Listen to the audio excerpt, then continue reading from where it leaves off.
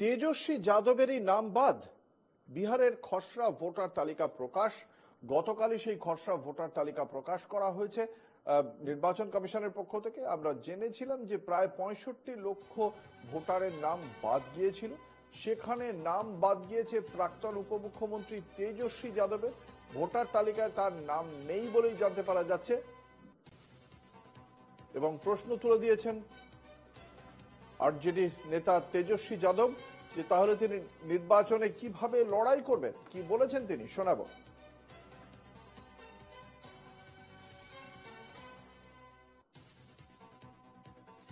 Application है, मेरा भी नहीं है, हम चुनाव कैसे लड़ेंगे?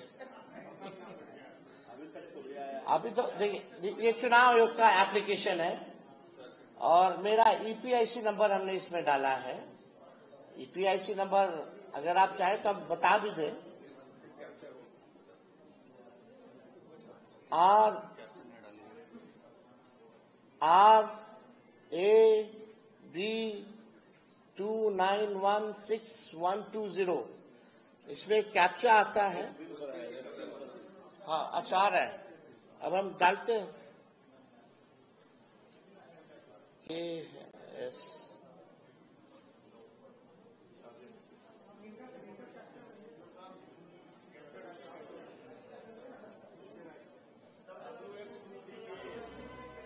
WNRN। अच्छा, उसमें दूसरा चल रहा है।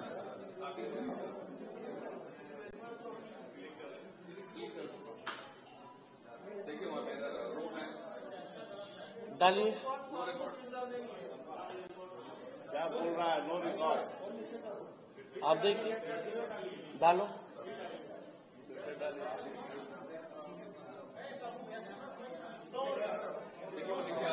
क्या नीचे लिख रहा है? देखिए, नो रिकॉर्ड।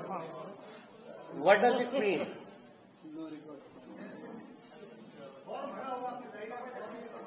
हाँ, चुनाव लड़ने के लिए आपको बूथ वोटर बनना चाहिए, बिहार का वोटर होना चाहिए, तब जाकर के हम चुनाव लड़िए।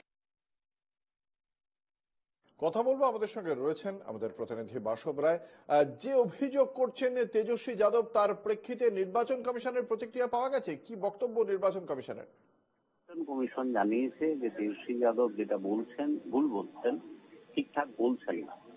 তেজস্বী যাদবের নাম্বার আছে হচ্ছে সিরিয়াল নাম্বার 416-416, সেখানে তেজস্বী যাদবের ছবি আছে, তার নামও আছে, যা জানানো সেটা জানিয়েছে। এবং এরপরে নির্বাচন কমিশন তেজস্বী যাদবের ছবি ছাপা দিয়ে একটা লিস্ট প্রকাশ করেছে, যেখানে পরিষ্কার তার নাম আছে, ছবিও আছে। তেজস্বী যাদবের যেটা বক্তব্য এরপরে নির্বাচন কমিশনের সব বলার পরে, সেটা বক্তব্য হচ্ছে আমার যে এপিক নাম্বার, অর্থাৎ তেজস্বী যাদবের যে ভোটার কার্ডে যে নাম্বার থাকে ইপিআইসি নাম্বার, সেটা নির্বাচন কমিশন বদলে।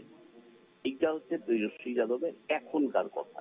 তো ফলত তেজস্বী যাদবের যদি নাম্বার বদলে যায়, এপিক নাম্বার, তাহলে বিহারের কোটি কোটি ভোটারের এপিক নাম্বার বদলেছে। সেক্ষেত্রে কে বাদ পড়েছে কে আছে এটা বোঝা যাবে না।